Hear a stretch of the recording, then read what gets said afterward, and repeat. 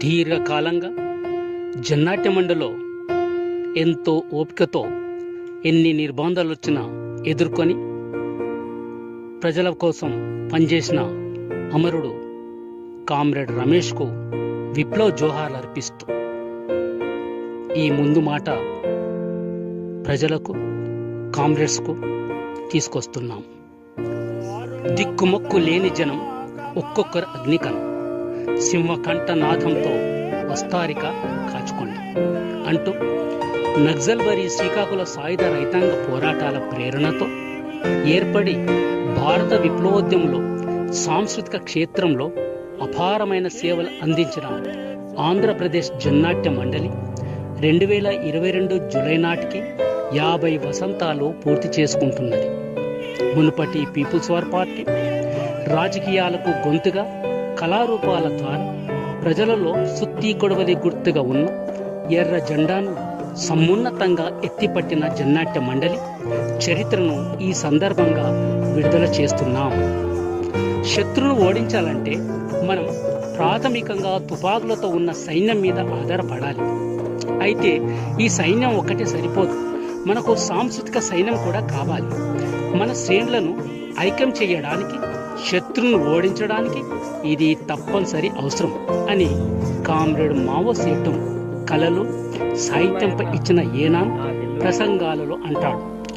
ఈ అవగాహనతో Marxism, Leninism, Maoism వెలుగులో విప్లవ సాంస్కృతిక ప్రచార సాధనంగా జన్నాట్య మండలి ఏర్పడింది. జన్నాట్య మండలి 50 సంవత్సరాల ప్రస్థానం దేశ విప్లవ రాజకీయ ప్రస్థానానికి అనుగుణంగానే సాగింది. రివిజనిజంపై గొడ్డలి వేటు వేసిన నక్సల్బరీ చూపించిన విముక్తి మార్గాన్ని జన్నాట్య మండలి కళారూపాల ద్వారా విస్తృతంగా ప్రజల్లో ప్రచారం చేసింది. ఆంధ్రప్రదేశ్ రాష్ట్ర కమిటీ ఆధ్వర్యంలో పనిచేస్తూ వచ్చిన జన్నాట్య మండలి ఉద్యమ ప్రతి రంగంలో మలుపులో పార్టీకి గొప్ప చేయూతనిచ్చింది. పార్టీ పిలుపు మేరకు గ్రామాలకు తరలండి క్యాంపెయిన్ను చేపట్టిన కార్యకర్తలకు జన్నాట్య మండలి పాట తోడైంది. దేశంలో అత్యవసర పరిస్థితి ఎత్తివేసిన నాటి నుంచి కొన్ని సంవత్సరాల పాటు జన్నాట్య మండలి రాష్ట్రంలో వ్యవసాయ విప్లవం, ఇరుసుగా ఉండే నూతన ప్రజాస్వామిక విప్లవ నినాదాన్ని ప్రభంజనంలా ప్రచారం చేసింది. అందుకే విస్తృతిలో ప్రజలకు విప్లవ సందేశాన్ని అందించడంలో, నిర్మాణ వ్యాప్తిలో ప్రజాదరణ పొందడంలో జన్నాట్య మండలి ప్రజానాట్య మండలిని మించిపోయిందని ప్రజానాట్య మండలి జ్ఞాపకాల్లో కృష్ణ పేర్కొన్నాడు. కరీంనగర్, ఆదిలాబాద్ రైతాంగ ఉద్యమాల వెల్లువతో రాష్ట్ర వ్యాప్తంగా విప్లవోద్యమ నిర్మాణానికి ప్రజల మద్దతు కూడగట్టడానికి జరిగిన ప్రయత్నాలలో భాగంగా జన్నాట్య మండలి బృందాలు, కార్యకలాపాలు అభివృద్ధి చెందాయి. విముక్తి ప్రాంత లక్ష్యంతో పశ్చిమాన గోదావరి దాటి మహారాష్ట్రలో సిర్వంచకు, మరోపక్క మధ్యప్రదేశ్లో బస్తర్కు, ఆంధ్ర రాష్ట్రంలో తూర్పున విశాఖపట్నం, తూర్పు గోదావరి జిల్లాలో మన్యం అడవిలోకి ప్రవేశించింది పార్టీ. నూతనంగా అడిగిడిన ప్రాంతాలలో జన్నాట్య మండలి పాట ఉద్యమాన్ని ప్రజలకు చేరువ చేసేందుకు సాధనమయ్యింది. దీర్ఘకాలిక ప్రజాయుద్ధ వ్యూహంతో పార్టీ అందించిన ఎత్తుగడల కార్యక్రమాలను తీసుకుని జన్నాట్య మండలి మైదాన పట్టణ ప్రాంతాలలో మరింత ప్రభావత్మకంగా ప్రచారాన్ని కొనసాగించింది.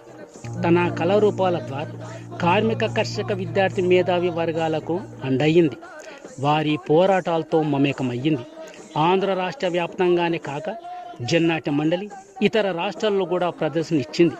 విప్లవోద్యమంతో పాటే పొరుగున ఉన్న మధ్యప్రదేశ్ రాష్ట్రం బిలాయికి విస్తరించింది. మహారాష్ట్ర, తమిళనాడు, ఒడిశా మొదలైన రాష్ట్రాల్లో విప్లవ సాంస్కృతిక కార్యకర్తలు జన్నాట్య మండలి పాటలు తీసుకుని ఆయా భాషలలో తయారు చేసుకున్నారు. మరాఠీ, హిందీ పాటలు తీసుకుని జన్నాట్య మండలి వెలుగులో తయారు చేసుకున్నది. రాష్ట్రంలోనూ ఇతర రాష్ట్రాల్లోనూ సోదర విప్లవ సాంస్కృతిక సంఘాలతో కలిసి ప్రదర్శనలు ఇచ్చేది. అఖిల భారత విప్లవ సాంస్కృతిక సమితిలో వ్యవస్థాపక సంస్థగా ఉన్నది. రాష్ట్ర జిల్లా స్థాయిలో కళాకారులకు కళారూపాల్లోనే కాకుండా రాజకీయంగా శిక్షణ అందించింది. ప్రజలలో వేలనుకుంటున్న ఉద్యమాన్ని అణచివేయాలనే లక్ష్యంతో నాటి ఆంధ్రప్రదేశ్ రాష్ట్రంలో తెలుగుదేశం పార్టీ ఎన్టీఆర్ ప్రభుత్వం తీవ్ర నిర్బంధం అమలు చేసింది. ఆట మాట పాట బంద్ చేసింది. అయితే నిర్బంధంలోను జన్నాట్య మండలి గెల్లా జోన్ ప్రాంతాల్లో సాయుధంగాను, మైదాన పట్టణ ప్రాంతాల్లో వివిధ కళారూపాల్లోనూ ప్రజలను అంటిపెట్టుకుని ఉన్నది. జన్నాట్య మండలి ప్రేరణతో స్ఫూర్తితో జీవం పోసుకున్న అనేక సాంస్కృతిక సంస్థలలో జన్నాట్య మండలి ఎల్లప్పుడూ సజీవంగానే ఉంటూ వచ్చింది, ఉంటుంది.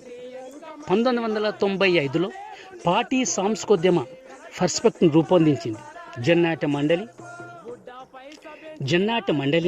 1980 నాటికే ప్రజా సంఘంగా రూపొందించి ఉండవలసిందని ఈ పర్స్పెక్టివ్ పేర్కొంది. పోరాట ప్రాంతాల్లో సాంస్కృతిక సంస్థ అవసరమని, ఈ సంస్థ ప్రజల జీవితాల్లో అన్ని కోణాల్లోనూ నూతన ప్రజా సంస్కృతిని అభివృద్ధి పరచడానికి కృషి చేయాలని, సోషలిస్టు చైతన్యం, సోషలిస్టు సాంఘిక వ్యవస్థల గురించి, మార్క్సిజం లెనినిజం మావోయిజం గురించి ఈ సాంస్కృతిక దళం ప్రచారం చేయాలని పేర్కొంది. గెల్లా జోన్ ప్రాంతాల్లో జన్నాట్య మండలి ప్రజలలోనే కాక పార్టీ క్యాడర్లోనూ ఇదే లక్ష్యంతో విశేష కృషి చేసింది. 2002 ఏప్రిల్లో కేంద్ర కమిటీ నేతృత్వంలో జరిగిన అఖిల భారత సాంస్కృతిక వర్క్షాప్ వివిధ రాష్ట్రాల సాంస్కృతిక కృషిని సమీక్షించింది. కేంద్ర కమిటీ ప్రవేశపెట్టిన సాంస్కృతిక పర్స్పెక్టివ్ను చర్చించింది. ఈ పర్స్పెక్టివ్ వెలుగులో జన్నాట్య మండలి రాజకీయంగా, నిర్మాణపరంగా అభివృద్ధి చెందింది. సాంస్కృతిక కార్యకర్తల పరిపూర్తిలో భాగంగా ఏఓబిలో తూర్పు కనుమ, ఉత్తర తెలంగాణలో నెత్తూరు గోదావరి, దక్షిణ తెలంగాణ పూర్వంక పేరుతో సాంస్కృతిక పత్రికలు నిర్వహించింది. జన్నాట్య మండలి రాజకీయ అవగాహనకు భిన్నంగా సంస్థలో కొన్ని పెడదోనులు పొడచూసినప్పుడు వాటికి వ్యతిరేకంగా పోరాడింది. జన్నాట్య మండలి కళ కోసం కాదు, కళ ప్రజల కోసం అన్న సైద్ధాంతిక దృక్పథంతో ప్రజల నుండి ప్రజల వద్దకు అన్న మావోయిస్టు పద్ధతిని అనుసరించింది. కాబట్టే ప్రజలలో చెరిగిపోని స్థానం సంపాదించుకుంది. ప్రజల జీవితాలతో జన్నాట్య మండలి మమేకం అయ్యింది. కాబట్టే ప్రజలు జన్నాట్య మండలి ప్రదర్శనలతో మమేకమయ్యారు. నిర్బంధంలో కళారూపాలను సృజనాత్మకంగా పెంపొందించుకోవడంలో పూర్తిగా సఫలం కాలేకపోయింది. అయితే మొత్తంగా చూసుకున్నప్పుడు జన్నాట్య మండలి అనేక కోణాలలో గతిశీలంగా అభివృద్ధి చెందింది. అనేక మంది కవులను తయారు చేసుకుంది. పాటలను అచ్చివేసింది. మాండలికాల హద్దులను చెరిపివేసింది. ప్రజా కళారూపాలలో ఉన్న ఆహార్యంతో ఆహార్యాన్ని రూపొందించుకుంది. డప్పు డోలకులతో ప్రారంభమైన జన్నాట్య మండలి వివిధ ప్రజాకళ వాయిద్యాలను ఉపయోగించుకుంది. ఆధునిక సాంకేతికను ఉపయోగించుకున్నది. విప్లవ యుద్ధం మాత్రమే విప్లవకర కళ సాహిత్యాలకు మార్గదర్శకత్వం అందించగలదని జన్నాట్య మండలి రుజువు చేసింది. పీడిత వర్గాలు, కార్మిక వర్గ చైతన్యంతో సాయుధులు కావడంలో కార్మిక వర్గ సంస్కృతిని పెంపొందించడం ఒక భాగం.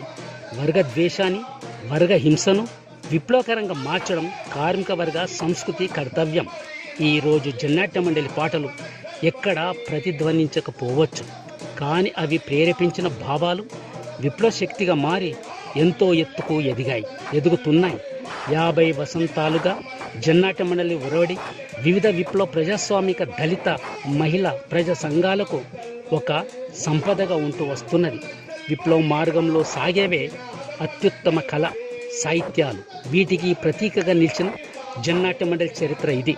జన్నాట్య మండలికి ఉన్న విస్తృతిని ఈ చిన్న పుస్తకంలో పొందుపరచడం సాధ్యం కాదు. నేడు ఈ చరిత్రను ఈ మేరకైనా చెప్పుకోవాలి. జన్నాట్య మండలి చరిత్ర ఆగదు. ఈ దోపిడీ పాలన అంతమై కమ్యూనిస్టు సమాజం ఏర్పడే వరకు సాగుతూనే ఉంటుంది.